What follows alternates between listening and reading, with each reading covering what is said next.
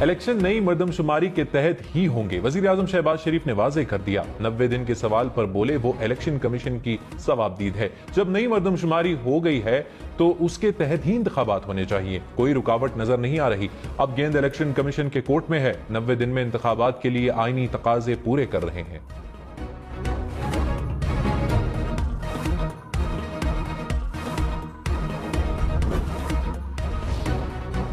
وزیر خارجہ بلاول بھٹو نے کہا جتنی جلدی الیکشن ہوگا اتنا ہی سیاسی اور معاشی استحکام آئے گا۔ سویلین اداروں میں مضبوطی اور جمہوریت کی ترقی کے لیے سیاسی قوتوں کو مل کر فیصلے کرنے چاہیے، ہمیں آگے کی سیاست کو دیکھ کر فیصلہ لینا ہوگا۔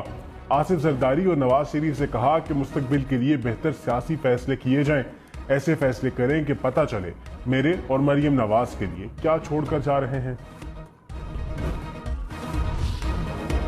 وزیر اعظم شہباز شریف اور army chief general Syed Asim Munir کا پشاور کا دورہ، باجوڑ دھماکے کے زخمیوں کی عیادت، وزیر اعظم کو دھماکے کی تحقیقات میں پیش رفت پر بریفنگ، وزیر اعظم کا خودکش دھماکوں میں افغان شہریوں کے ملوث ہونے پر اظہار تشویش، کہا افغان حکومت اپنی سرزمین دہشت گردی کے لیے استعمال ہونے سے روکے۔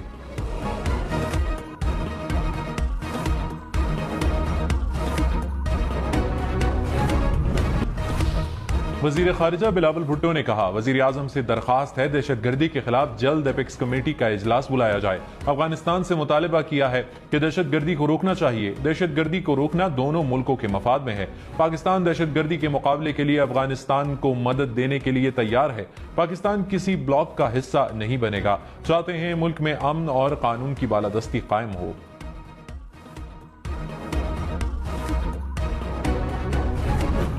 وزیر اعظم شہباز شریف نے ایک بار پھر بھارت کو مذاکرات کی پیشکش کر دی، کہا تنازعات کے پرامن حل پر یقین رکھتے ہیں، جنگ مسائل کا حل نہیں، بات چیت سے آگے بڑھا جا سکتا ہے اور ہمیں اپنے وسائل عوامی مفاد پر خرچ کرنے ہیں۔ پاکستان اپنے ہمسائے سے بھی بات کرنے کے لیے تیار ہے، مگر شرط یہ ہے کہ ہمسایہ سنجیدہ معاملات میز پر بیٹھ کر حل کرنے پر تیار ہو۔ پاکستان امریکہ سے باہمی اعتماد اور احترام کی بنیاد پر بہترین تعلقات چاہتا ہے۔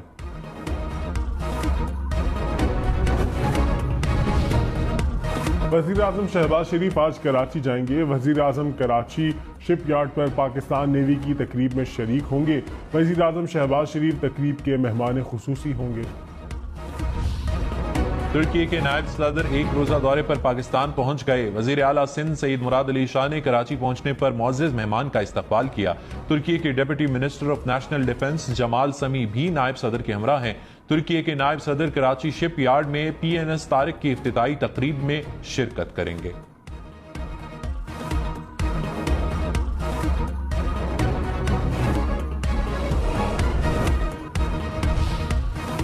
Army chief general Syed Asim Munir سے جرمن فوج کے سربراہ لیفٹیننٹ جنرل الفوناس ماس کی GHQ میں ملاقات۔ ISPR کے مطابق ملاقات میں باہمی دلچسپی کے امور، علاقائی سلامتی کی صورتحال اور دفاعی تعاون پر تبادلہ خیال کیا گیا۔ جرمن فوج کے سربراہ نے دہشت گردی کے خلاف جنگ میں پاک فوج کی کامیابیوں اور خطے میں امن و استحکام کے لیے پاکستان کی مسلسل کوششوں کو سراہا۔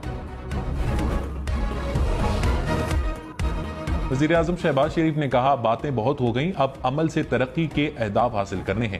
اسلام آباد میں منرل سمٹ سے خطاب کے دوران مزید کہا بدقسمتی سے معاشرہ تقسیم ہو چکا ہے، لوگوں کے ذہنوں میں زہر گھولا گیا۔ 75 سال میں کسی نے اپنی قیمتی دولت پر توجہ نہیں دی، کیا کسی کارٹل یا سیاسی وجوہات کی بنا پر تذبذب کا شکار تھے؟ کرپشن بھی ترقی میں بڑی رکاوٹ بنی، کرپٹ لوگوں کی کرپشن کو نظر انداز کیا گیا، نیب لوگوں کو سیاسی انتقام کا نشانہ بناتا رہا۔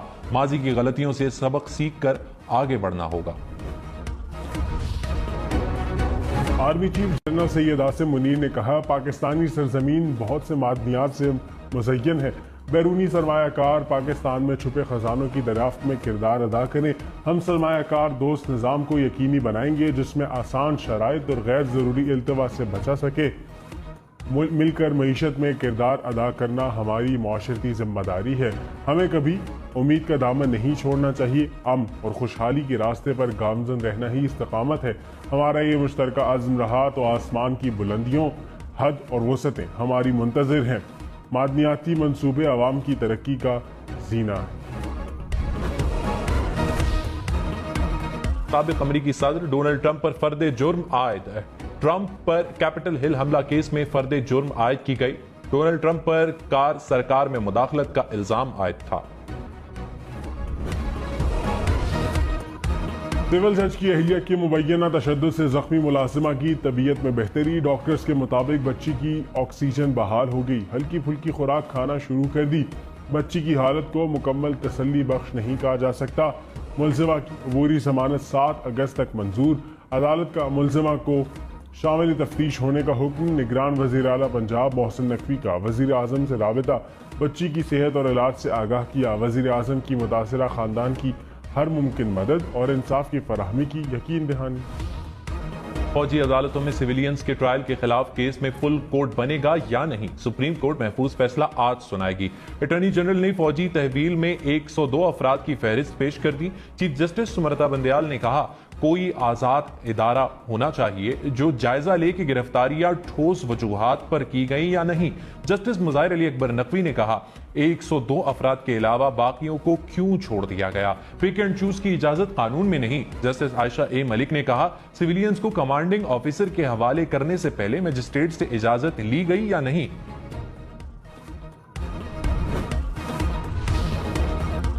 توشہ خانہ فوجداری case, chairman P T I نے 342 کا بیان قلم بند کرا دیا۔ چیئرمین پی ٹی آئی کی توشہ خانہ کیس سے متعلق اپیل سماعت کے لیے مقرر، جسٹس یحییٰ آفریدی کی سربراہی میں سپریم کورٹ کا 3 رکنی بینچ آج سماعت کرے گا۔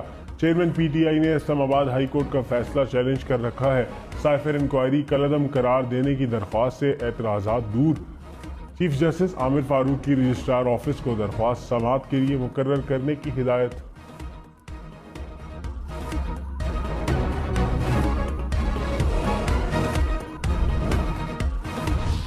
وزیر قانون اعظم نذیر تارڑ نے کہا انتخابات آئین کے مطابق ہوں گے، کوئی شکوک و شبہات نہیں ہونے چاہیے۔ ڈیجیٹل مردم شماری پر بھی مختلف لوگوں کے اعتراضات ہیں، معاملے کو سی سی آئی میں زیر بحث لانا چاہیے۔ پاکستان مشکل دور سے گزر رہا ہے اور عبوری حکومت آ رہی ہے، ہماری عالمی اداروں اور حکومتوں کے ساتھ مختلف کمٹمنٹس ہیں، ان میں رکاوٹ نہ آئے اس لیے ترمیم کی گئی۔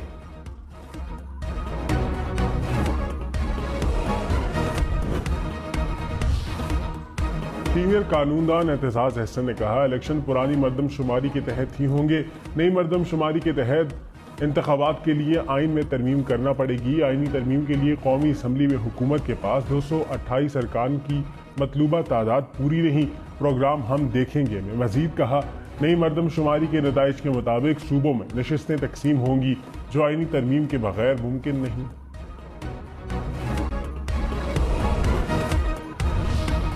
فواد چودھری کا الیکشن سے قبل میثاق جمہوریت کا مشورہ، کہا پی ٹی آئی چیئرمین اور اسٹیبلشمنٹ کی دوریوں اور تلخیوں کو کم کیا جائے۔ چیئرمین پی ٹی آئی اور نواز شریف کی تلخیوں کو کم کرنے کی ضرورت ہے، جب تک تلخیاں کم نہیں ہوتی الیکشن کیسے ممکن ہوگا؟ الیکشن ہو بھی گئے تو نتیجے میں کوئی مسئلہ کیسے حل ہوگا؟ ملک میں جمہوریت اور انتخابات کا ماحول ہی نہیں، فیصلہ کرنے کی ضرورت ہے کہ پاکستان کو کیسے نارمل کرنا ہے۔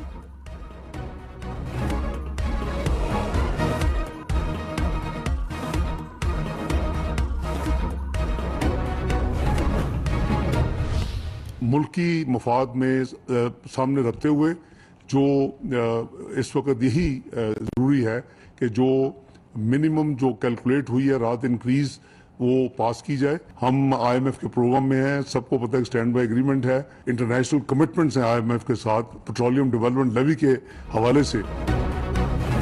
1 لیٹر پیٹرول 19 روپے 95 پیسے مہنگا، نئی قیمت 272 روپے 95 پیسے ہو گئی۔ ڈیزل کی قیمت میں بھی 19 روپے 90 پیسے کا اضافہ، 1 لیٹر ڈیزل 273 روپے 40 پیسے کا ہو گیا۔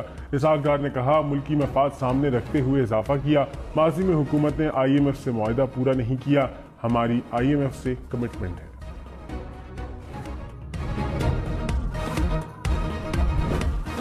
تحریک انصاف نے پیٹرول اور ڈیزل کی قیمتوں میں اضافہ مسترد کر دیا۔ شاہ محمود قریشی نے کہا اپریل 2022 سے عوام مسلسل مہنگائی کے عذاب کا سامنا کر رہے ہیں، نااہل حکمرانوں کے ٹولے کا اقتدار میں آنے کا واحد مقصد کرپشن کیسز کا خاتمہ تھا۔ حماد اظہر نے کہا پیٹرول ڈیزل مہنگا ہونے سے مہنگائی مزید بڑھے گی۔ مزمل اسلم نے کہا پیٹرولیم قیمتوں میں اضافہ اسحاق ڈار کے گلے پڑے گا۔